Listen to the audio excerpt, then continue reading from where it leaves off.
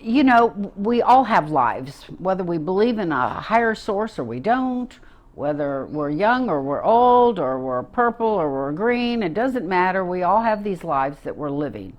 And if you believe in a higher power, which I do, and then I want to show my higher power that I am grateful.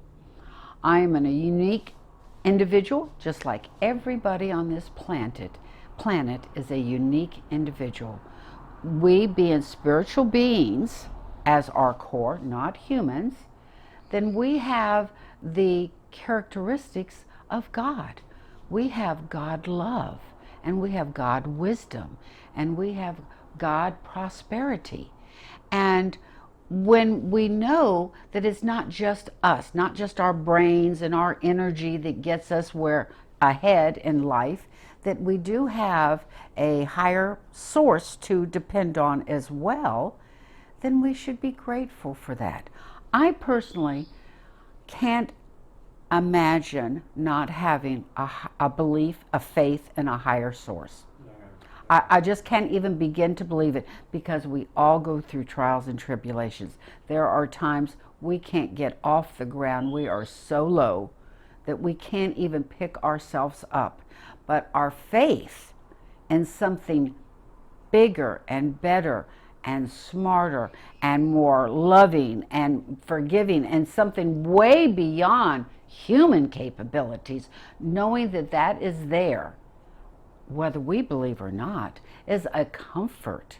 It is a comfort. And believe me, there are times when it could be a simple problem like, God, I want a new dog, find her for me.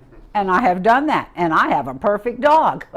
I've done it in situations where I needed some information at right now, and or I needed to calm myself down, or I needed to be open-minded and compromising, whatever my situation was. And we all go through it, all of us. There are no exemptions. Having that faith in something bigger than ourselves is makes sense, and it is so important. You know, you look at it, I didn't create my body. Nobody I know created any bodies. That came from God. Now, it depends on how people believe on the creation of earth. I'm going by the spiritual creation of earth. We did not climb out of the sea with our 8 legs and then only came down to 2 and blah, blah, blah. Because if we are in evolution, where are we going? Because if we started here and we're here now, where are we going? Good question. We are not going to be a man and a woman at some point. We're going to be something else. And I don't believe that. I don't believe that's really how things are going. So my belief system is on a spiritual base, not on a evolution base. So let's get back about being grateful. All right. We can be grateful for joy in our life. Joy, we think, comes from the outside, but really joy comes from the inside out.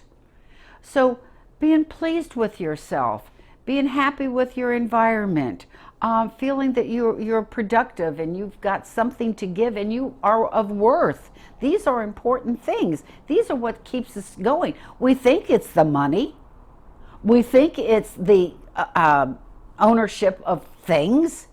But really, when we're honest with ourselves, that isn't it. When you get a raise, oh, if I could just get a raise and have making this amount of money, then everything's going to be fine. And at some point you get that raise and you're at that. And a year from then, it's like, what happened? I'm not any happier, because it's a fleeting desire. You think that's what's important. And yes, we all have to survive. We all have to have housing, transportation, food. Yes, we all need those things. But do they have to be the object of our life? Do they have to be the object of our life? So I'm into, let's be grateful for what we have. Every morning, I set aside time to be quiet. I have my cup of coffee and I say my prayers, I read something, or prayer or reading something. I narrowed it down to those two things. And this is what I decide for myself. I decide on reading something that's a daily message. So one message, it may be encouragement. And the next day, it may be on prosperity. The next day, it may be on peace and world peace, personal peace, community peace. What difference does it make? All of them needs the attention. So in my time of prayer, in my time of reading, I am appreciating my life. Thank you, Lord, that I am who I am, where I am. I am 74 years old. I'm not a young chicken. I had my activity. Oh, yeah. I had a fulfilling life, but it's because I participated in it. I helped make decisions. I didn't take the attitude, oh, I'm a victim and whatever happens to me and I have no control. I don't believe that for a second. I do have influence. I do have control. And it starts with here and it includes this.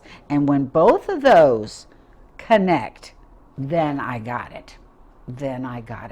And there is not a right answer for all of us. We are all individuals. How you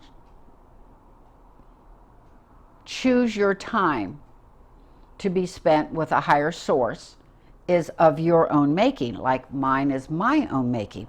But what's important that we take the time. We take the time to do something. We do things to help our prosperity, to help our harmony, like in relationships and in our jobs and with our families. This is important. Who wants to live in strife all the time? Who wants to argue and be right or be wrong or be bigger, better, older, younger? Really? Does that really make any difference? Because there was tons of people that came before us and there's going to be tons of people that come after us. And when you look at it from that way, we're just this small little entity. That's what it appears. But the truth is, we may seem like we're a small entity, but we've got the core of God and spirituality and energy in each of us to do what is ours to do. Your job, your dreams, desires are different from mine. And thank goodness, because we all can't be in the medical field. We all can't be in the computer and the internet field. We all can't be in the medical field. We all have our talents, we have our understandings, we have our own lives. I'm telling you that I believe that we have more control over our life, but it does start with the mind and the heart and aligning ourselves with a higher power. Do you think then that the morning ritual is extremely important? Extremely important. I'm retired now, but only fairly recently. So on my second cup of coffee, and I come to my third floor and I look out my window, and so I see things from a higher perspective. That's number one. And when I'm having my cup of coffee, I'm going, this is a blessing and a privilege right now, because when I was working, I didn't sit and have a second cup of coffee. I had coffee on the run, baby. If I got it or if I didn't get it. And I had it warm or cold or whatever the case was. Now I actually can sit, enjoy a cup of coffee, and then a second one.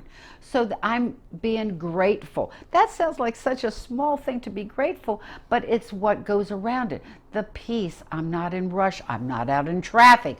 I don't have to have a project that has a deadline in 1 hour. I don't have to make phone calls or see people or do some paperwork.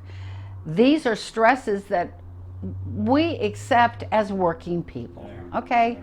We just accept this is just part of what each of us have to do in order to work. And all of us work from paycheck to paycheck, and we do it virtually most of our lives.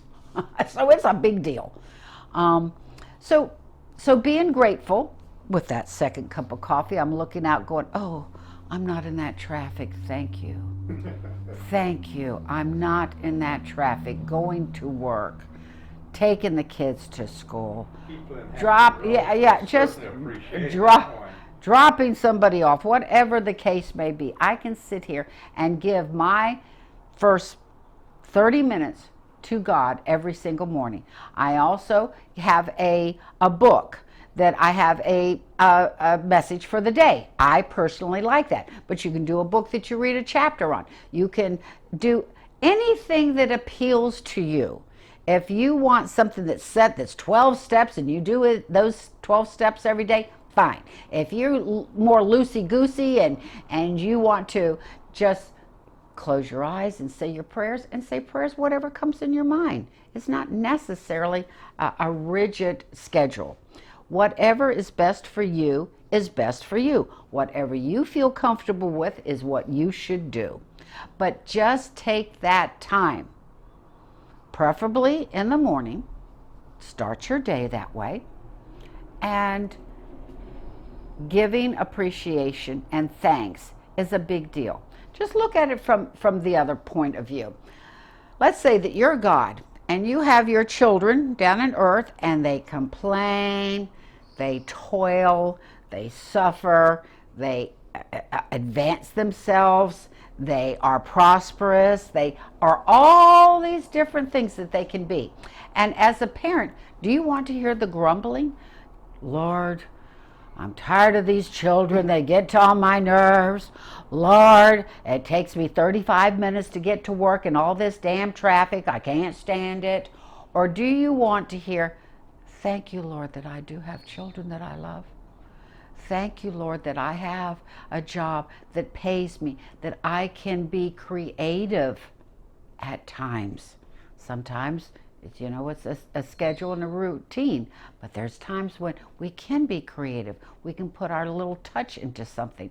The world is what you make it. Yeah. Now I realize you don't have control over a thing, but you have great influence on your life through your mind and your heart. It's just being mindful, being aware, being grateful, understanding that you are not just a limited human being with the characteristics of a human. You are a spiritual being that's in a human body. So that changes everything. Yeah. That when your core is of spirit and energy and light, well, that's much different than skin and hair and the ego and the human side of it. But we as spiritual beings have chosen to enter a human body so we can experience the lessons that we need to learn. And your lessons are different from my lessons. And our acceptance is very individual. The timing that we take is very individual. How much we stick with it is very individual, but it is influenced. I'll give you an example. I had a dream when I was in my 20s that I would be part of a business. And I knew what kind of business it was, and so I went for it. Well, I'm proud to say that 45 years later, I still have that business. Now that is a big deal. Now, at the beginning, it was difficult. Yeah. Am I going to eat or am I going to have heat? Which is it going to be? Everybody had me on COD, so it was a constant financial uphill battle. As a small business, the percentages of small businesses bellying up is something like 70% in the first 4 years. It's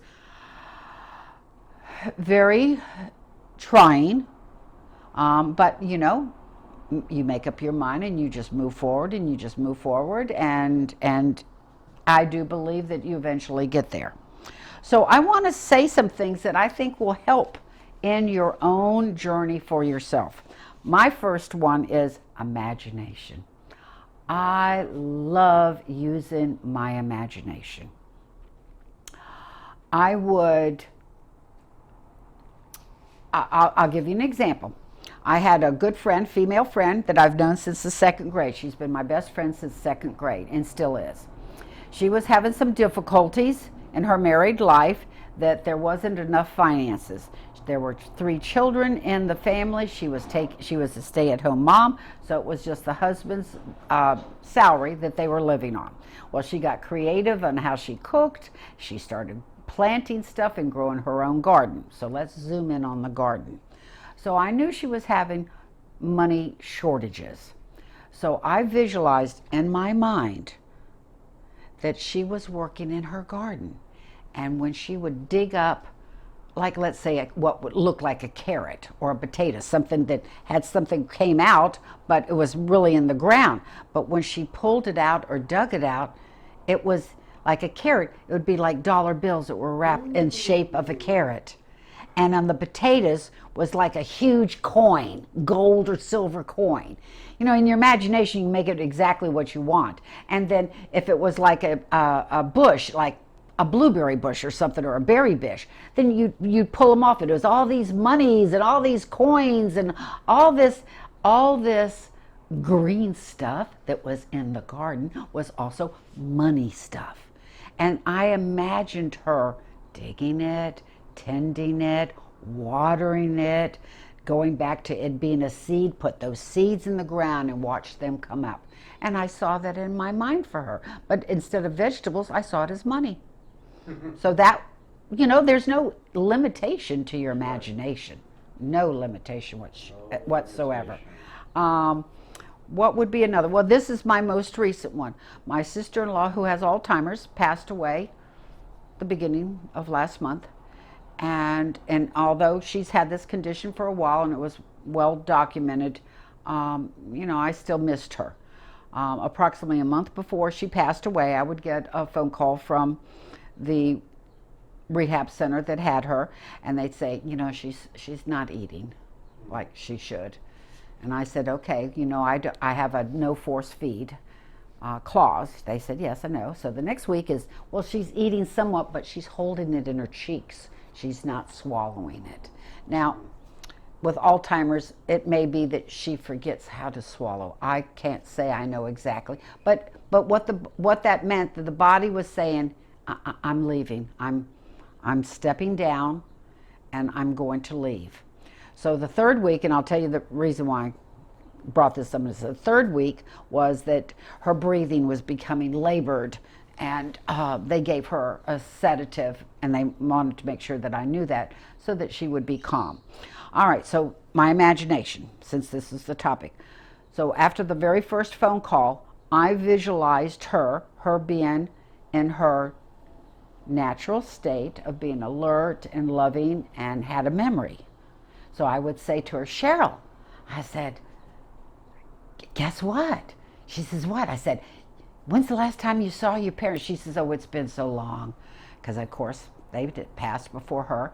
And I said, would you like to see him? And she says, oh, yes, I'd love to see him. I said, well, Jesus is going to come get you, and he's going to take you to her parents. She's thrilled. And I said, there's another good thing. She says, what's that? I said, your husband, which was my brother, Bart, will be there too. And he had passed before her. So she goes, oh, I get to see him too. I said, absolutely. And he has a surprise for you. And she says, what's that? I said, he's bringing all the cats that you have ever had, the two of you, which is 30 years worth of cats, and he's bringing all the cats with him. She is delighted. Now, the reason for me imagining this is she is coming closer to her death. I don't want her to linger.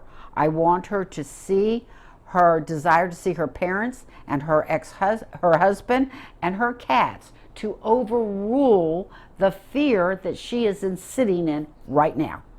Just go towards that light, go towards those individuals. Jesus is going to be with you.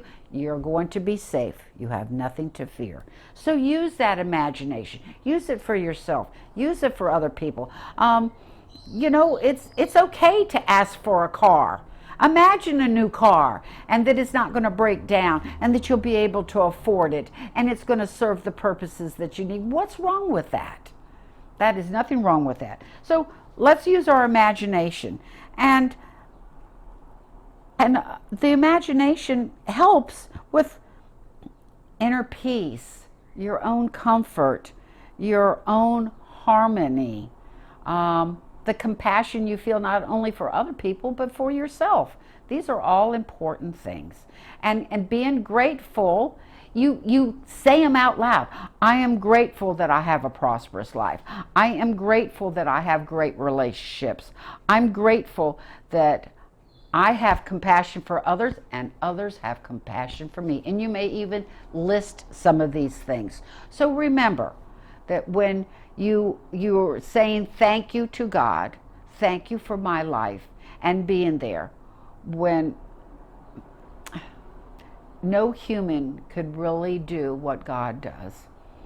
And be grateful for his wisdom.